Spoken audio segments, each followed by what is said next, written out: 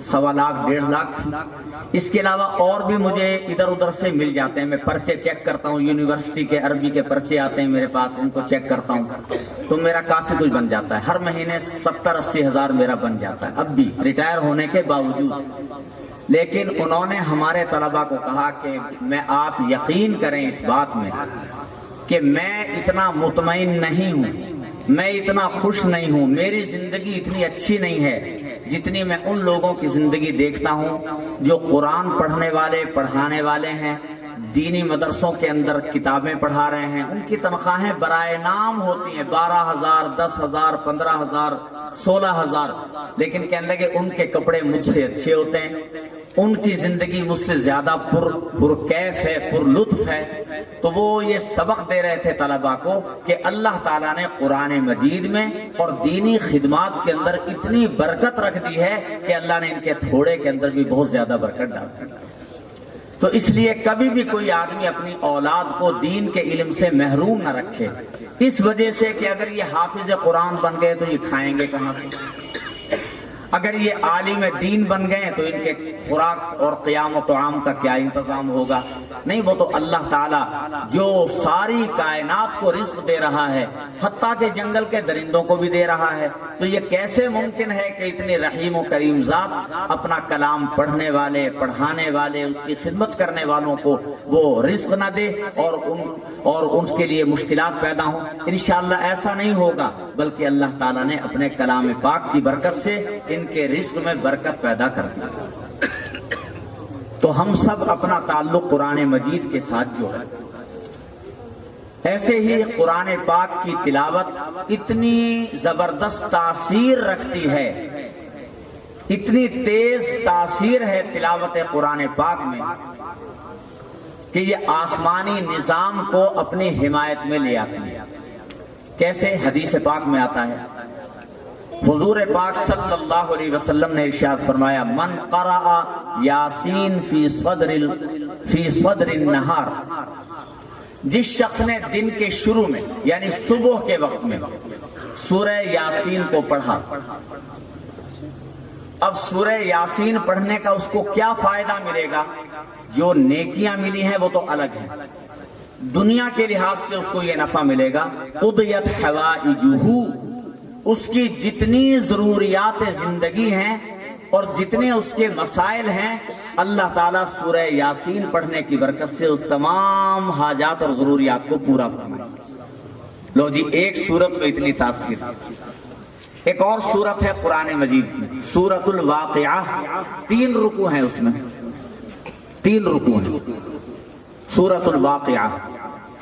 उसके बारे में रसूल पाक सल्लल्लाहु अलैहि वसल्लम ने इरशाद फरमाया, जिसका मफ़हूम है कि जिस शख्स ने सूरह वाक़िआ पढ़ी मगरिब और इशा के दरमियान, लम तुसिबहु फ़ाक़तुन, तो उस बंदे के ऊपर कभी फाका नहीं आएगा। लो जी, अल्लाह ताला ने एक सूरत की रोजाना तिलावत करने पर दुनिया का कितना बड़ा नफा रखा है कि कभी फाका उस घर में नहीं आएगा जिस घर के अफराद मगरिब और इशा के दरमियान सूरह वाक़िआ की तिलावत करें। मरने के बाद सबसे बड़ा मसला और पहला मसला कब्र का है। कब्र की जिंदगी बहुत लंबी है, क़यामत के दिन के कायम होने में मालूम नहीं अभी कितने 100 साल या कितने 1000 साल बाकी हैं, ये तो अल्लाह को इल्म है। उस वक्त तक बरज़ख की जिंदगी, कब्र की जिंदगी है। उस जहान का मसला भी अल्लाह पाक ने तिलावत कुरान में रख दिया है। एक सूरत है, उसका नाम है सूरह मुल्क, सिर्फ 2 रुकू हैं उसमें, तबारकल्लज़ी बियदिहिल मुल्क, 2 रुकू। हुजूर पाक सल्लल्लाहु अलैहि वसल्लम का इरशाद है कि जो आदमी रात को सोने से पहले सूरह मुल्क की तिलावत करेगा, अल्लाह ताला उसको अज़ाब कब्र से बचा लेगा। लो जी, 3 सूरतों की ये तासीर है। सूरह यासीन की सारे दिन के काम और हाजात और जरूरियात पूरी होंगी। सूरह वाक़िआ तमाम जरूरियात जिंदगी की किफालत होगी। और सूरह मुल्क मरने के बाद जो सबसे पहली मंजिल कब्र की है, अल्लाह ताला कब्र के अजाब और तकलीफ से उसको बचा ले। तो हम सब सूरह यासीन की, سورہ واقعہ کی اور سورہ ملک کی تلاوت کی ہم پابندی رکھیں، اور تلاوت کلام پاک جہاں پر ہوتی ہے تو آسمان سے رحمت کے فرشتے اس گھر پر اترتے ہیں۔ جس گھر میں تلاوت ہوگی اس میں آسمان سے فرشتے اتریں گے، جس مکان میں ہوگی، جس دکان میں ہوگی، جس دفتر میں ہوگی، اللہ تعالیٰ آسمان سے رحمت کے فرشتے اس گھر کے اندر بھیجیں گے۔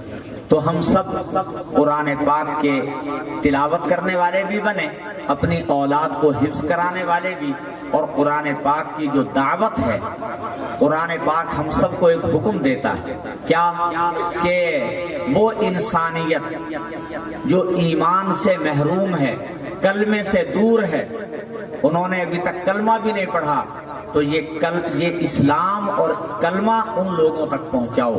یہ قرآن مجید کا پیغام ہے، کنتم خیر امۃ اخرجت للناس، تم بہترین امت ہو، تمہیں لوگوں کو نفع پہنچانے کے لیے دنیا میں پیدا کیا گیا ہے، تمہارا کام یہ ہے کہ تم بھلی بات کا حکم کرتے ہو اور برے کاموں سے روکتے ہو، اور تمہارا اللہ پر ایمان ہے۔ تو ہم سب کی ایک بنیادی ذمہ داری جو قرآن مجید کی طرف سے ہمیں ملی ہے، اللہ کی طرف سے ملی ہے، وہ ہے اللہ کے کلمے کو دنیا میں پھیلانا۔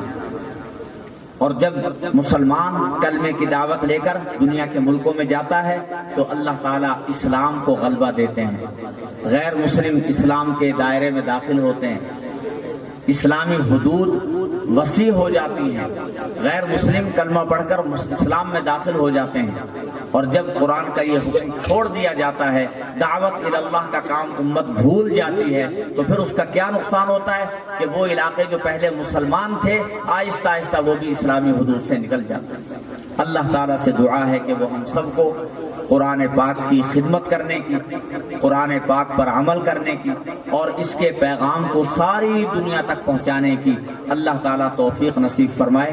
وآخر دعوانا ان الحمد للہ رب العالمین۔